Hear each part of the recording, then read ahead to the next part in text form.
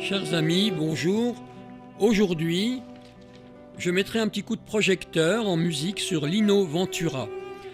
Lino Ventura, toutes les générations aiment, dont une grande majorité évidemment de personnes d'un certain âge qui ont vu ces films en direct, en création, qui sortaient au cinéma, mais beaucoup aujourd'hui, plus jeunes, les voient encore à la télévision ou dans d'autres circonstances, ou simplement par intérêt de tous les acteurs qu'il a pu côtoyer, notamment récemment, on en a parlé évidemment avec la disparition de Jean-Paul Belmondo, avec qui il a tourné pas mal de films et qui était un peu de sa génération, un tout petit peu plus jeune quand même, et qui lui par contre a vécu beaucoup plus longtemps.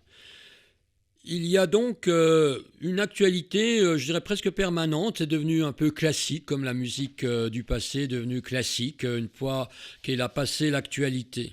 Alors, le choix personnel aujourd'hui me fera parler de 12 films sur les 75 longs métrages qu'il a tournés.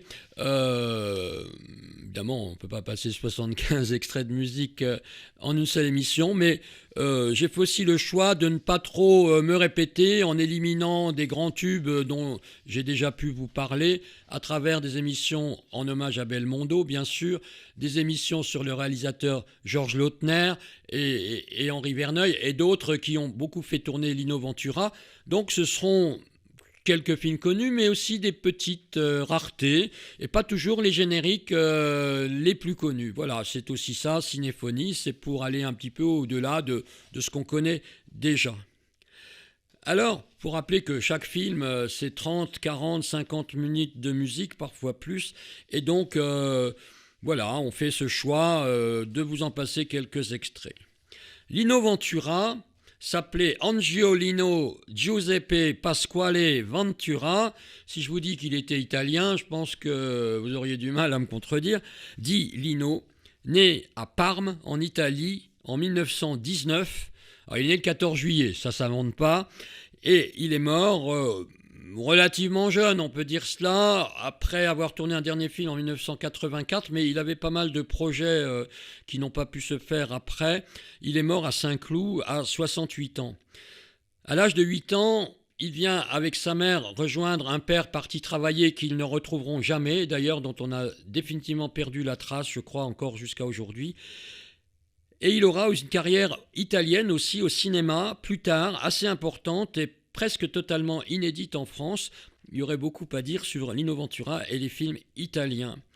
Il gardera sa nationalité italienne jusqu'à sa mort, ce qui fera qu'au moment de la guerre, il sera mobilisé dans les armées italiennes de Mussolini en 1940, dont il s'évadera assez rapidement pour rejoindre la France, son pays de cœur. Mais il a dit « Je suis né en Italie, je suis italien, il n'y a pas de raison que je change mes papiers d'identité ». Il fut sportif au départ, d'assez haut niveau. À titre italien, il fut champion d'Europe de lutte gréco-romaine. Et puis ensuite, il fera du catch. Ça, c'est un petit peu plus gadget. Mais c'est un peu comme cela qu'on va le repérer pour un film très important d'histoire du cinéma. C'est Jean Gabin qui va un petit peu l'adouber quelque part dans « Touchez pas au Grisby » en 1954. Il faut savoir qu'il a déjà 35 ans et c'est la première année où il va tourner un film. Il n'a jamais pris de cours de comédie, il n'a jamais rien fait avant, rien de rien, et il va faire une carrière tout à fait exceptionnelle, comme vous le savez. Ces films sont rarement anodins. Les films où il joue sont de grands succès publics pour l'essentiel. On connaît aussi son engagement pour l'aide aux personnes handicapées avec son épouse. Il avait une fille lui-même handicapée, et l'association Personnage, fondée en 1966, parce qu'on y revient assez souvent, puisqu'elle existe toujours. Et il est mort donc il y a 34 ans, en 2021, j'allais dire déjà ou seulement. C'est selon le temps des personnes disparues n'est pas le même selon ces personnes-là, et puis ça peut fluctuer au fil du temps. On a donc plaisir à l'imaginer éternel. Lino Ventura, c'est la force des images, mais imaginez qu'il aurait 102 ans cette année 2021. Alors, ça calme un petit peu les regrets. Vaut mieux garder l'image qu'on avait de lui quand il était actif. Et donc, la magie du cinéma va donc faire son œuvre. Place à quelques tubes ou non-tubes. Je voulais dire aussi pour résumer que les rôles de Lino Ventura sont toujours très positifs, par conviction et parce qu'il a eu les moyens de ses ambitions, il a fait le choix de ne jamais tourner de rôle antipathique. Et c'est vrai qu'on retiendra, quel que soit le rôle, le milieu dans lequel il est censé donc nous donner un éclairage par son jeu d'acteur, lui donne toujours quelque part le beau rôle, mais c'était son choix. Alors, bandit un peu brute épaisse au départ, très vite des rôles un peu moins clichés, mais des hommes de main quand même souvent, des voyous sympathiques, des truands totalement défendables ou presque, des espions, alors souvent très parodiques, alors évidemment les tontons flingueurs, les barbouzes, ne nous fâchons pas, toute cette période-là est totalement mythique et là ne se démodera jamais. Et puis aussi dans l'autre côté, dans la police, inspecteurs, commissaires, des rôles parfois un peu politiques aussi, rôles sociaux, des aventuriers plus ou moins exotiques, et même quelques rôles en costume. Jean Valjean dans Les Misérables de Robert Hossein, par exemple, des films de guerre un petit peu.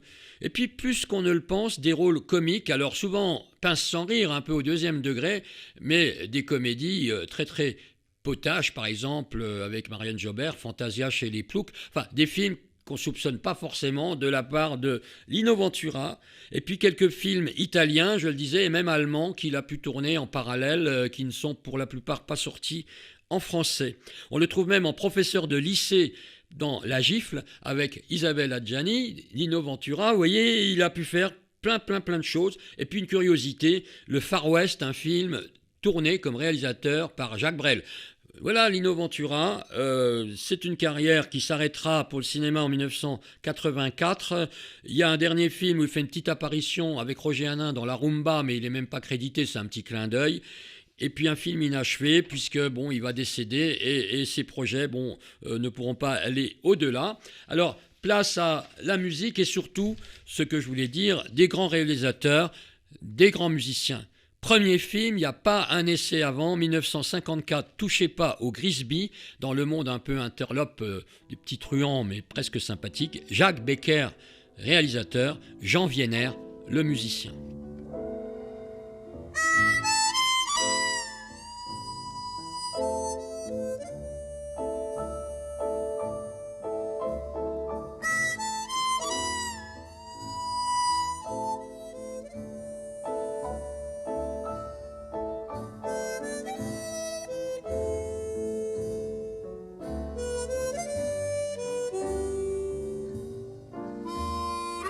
Cinéphonie avec Jean-Marc Illy.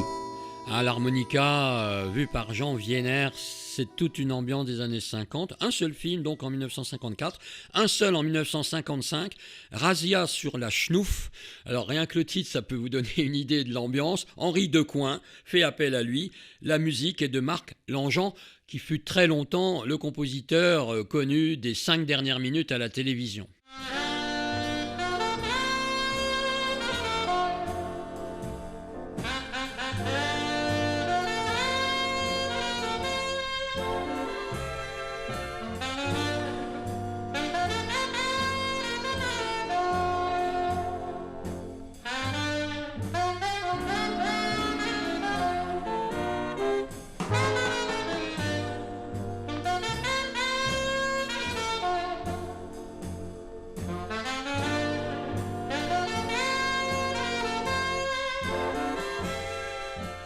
Quand on parle un peu truand, mauvais coup, gangster, le jazz est très à l'honneur dans les années 50. Il fera un peu dans cette veine-là une dizaine de films qui vont devenir de plus en plus nombreux avec des réalisateurs plus ou moins connus. On a quand même Maurice Labrogue, Gilles Grangier pour plusieurs films et aussi Louis Malle pour Ascenseur sur l'échafaud en 1958 et une extraordinaire musique, jazz aussi, de Miles Davis, musique originale. Voilà l'ambiance un peu Ventura, des films un peu de brut, Le Gorille vous salue bien, il remplace Roger Hanin, puis après il voudra plus en faire parce qu'il dit bon, il faut que je passe quand même un petit peu à autre chose. Mais on va quand même écouter Le Gorille vous salue bien pour vous montrer le Ventura façon lutte gréco-romaine ou plutôt catch.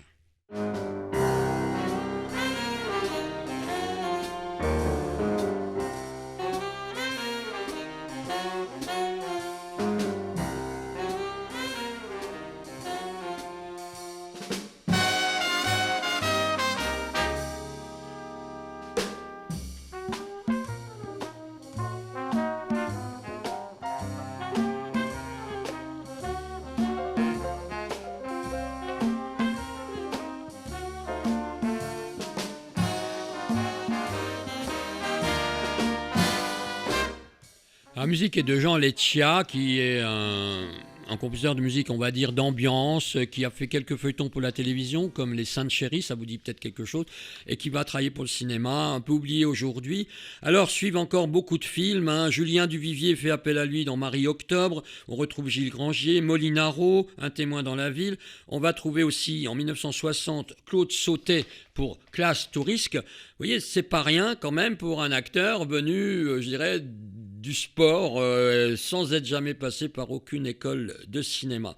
Et en 1960, c'est aussi un film, alors j'ai jamais vu, je ne sais pas si on le voit encore, Les Mystères d'Angkor, c'est un film, donc au Cambodge, un film allemand, dans lequel tourne Lino Ventura. En 61, là c'est son 24e film, mais alors là celui-là je vous le passe quand même en chanson, c'est tan tan taram pam pam pam pam pam pam. Un taxi pour Tobruk, musique de Georges Garvarens, on l'a entendu il n'y a pas si longtemps.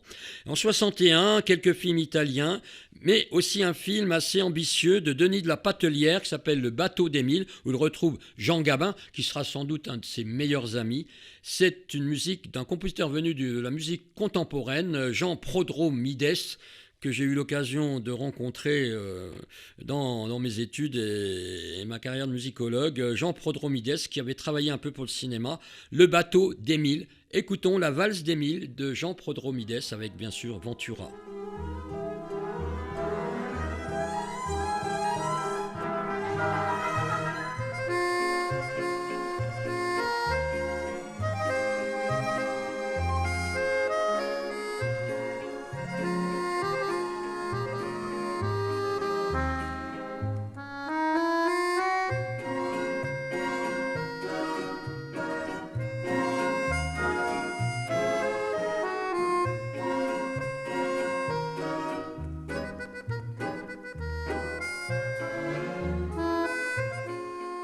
Cette même année, il rencontre Henri Verneuil, qui le fera tourner un certain nombre de fois.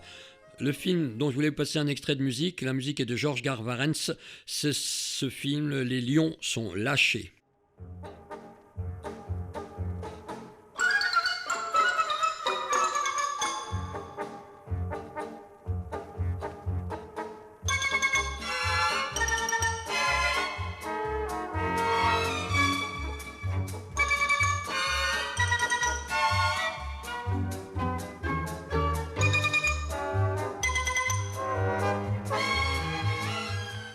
Alors c'est pas le thème le plus connu, mais c'est une petite musique qui a été intitulée Paris en liberté. Les lions sont lâchés.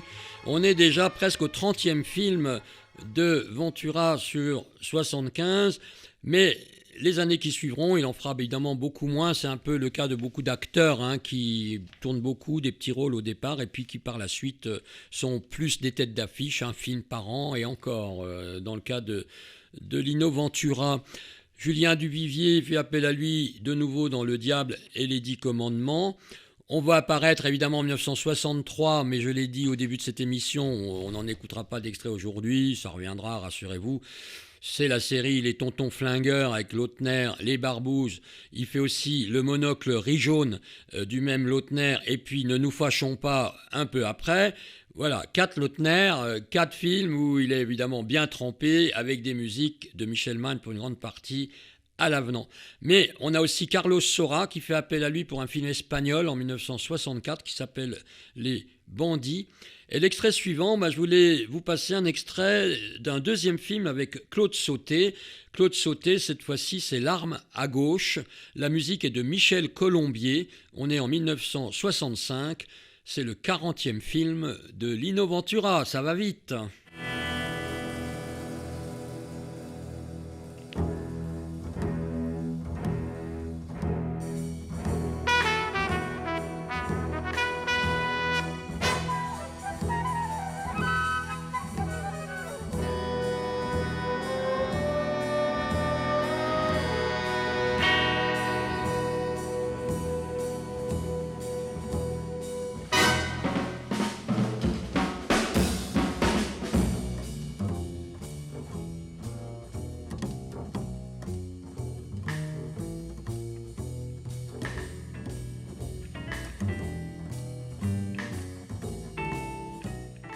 Voilà, Michel Colombier, dont je parle quelquefois, et à qui je consacrerai une émission bien détaillée, parce que c'est vraiment un compositeur tout à fait étonnant et qui a été très présent dans le cinéma.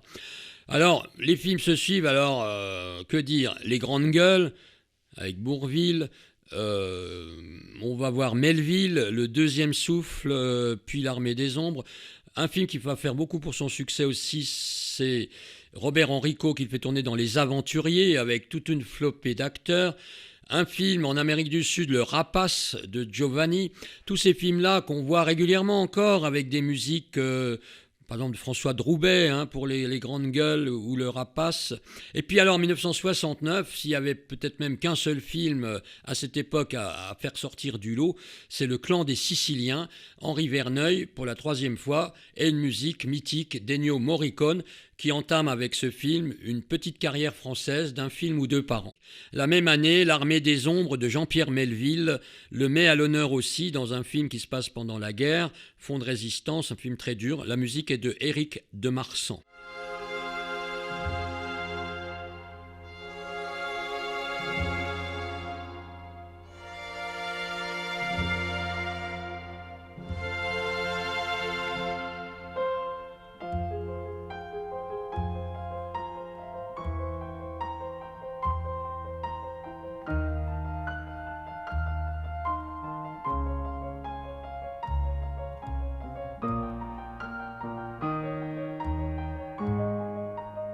La musique au cinéma et le cinéma en musique, c'est Cinéphonie avec Jean-Marc Illy.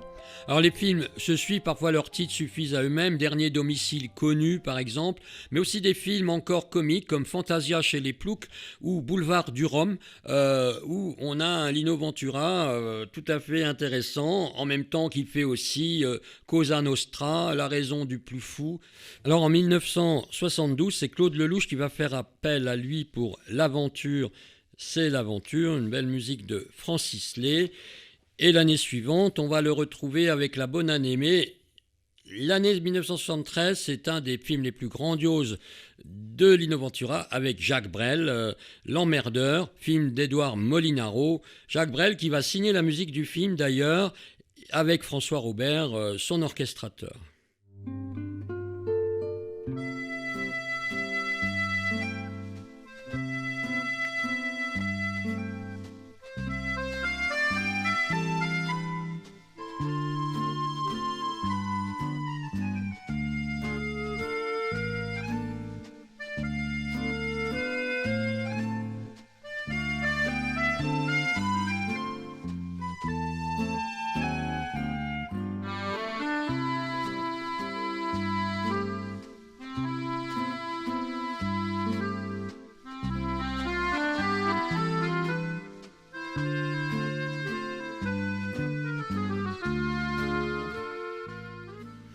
Musique un peu nostalgique. Alors il y a plein de thèmes différents évidemment dans ce film L'Emmerdeur qu'on ne se lasse pas de revoir, dont le remake ne peut pas faire oublier évidemment Lino Ventura et Jacques Brel.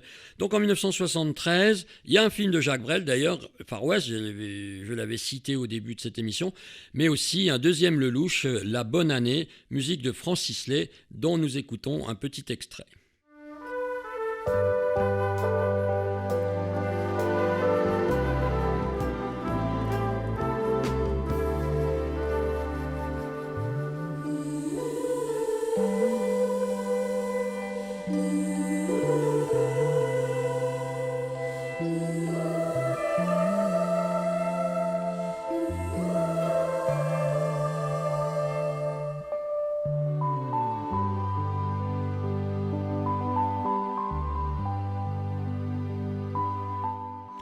Alors après un rôle un peu différent, mais toujours au grand cœur, professeur de lycée, La Gifle, donc la musique est de Georges Delerue en 1974.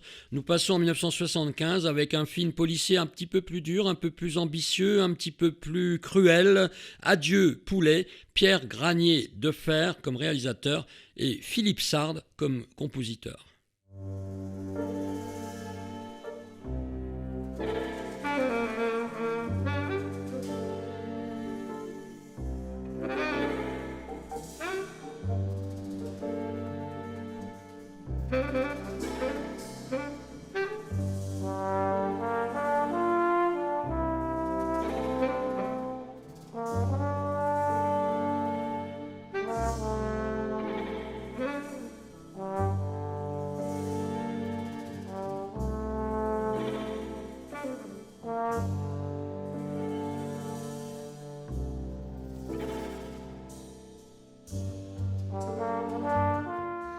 Philippe Sard, grand compositeur, assez difficile à définir, mais qui souvent teinté de jazz, comme vous venez de l'entendre. On revient presque aux sources des premières musiques de Lino Ventura en 1954. Il s'est à peine passé plus de 20 ans entre son premier film et nous arrivons bientôt au dernier. La dernière décennie de travail, j'allais dire, puisque ça s'arrête en 84, sa carrière, c'est quelques films évidemment marquants, parfois un peu oubliés, comme par exemple Un papillon sur l'épaule de Jacques Deray. Je vous propose la musique de Claude Bolling pour Lino Ventura et les autres acteurs et actrices, bien sûr. On est en 1978.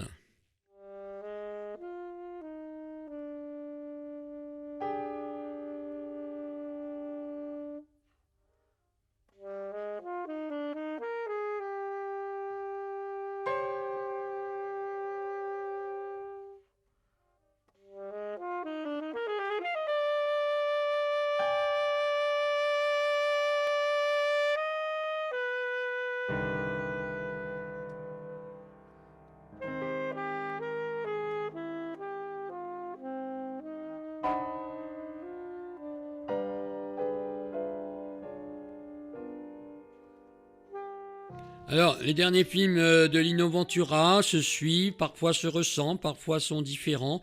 L'homme en colère, en 1978 aussi, avec aussi Claude Bolling comme musicien. Les séducteurs, un film très marquant, Garde à vue, en 1981, avec Michel Serrault. Alors, Claude Miller, de nouveaux réalisateurs, Yves Boisset pour Espion, lève-toi, musique de Morricone.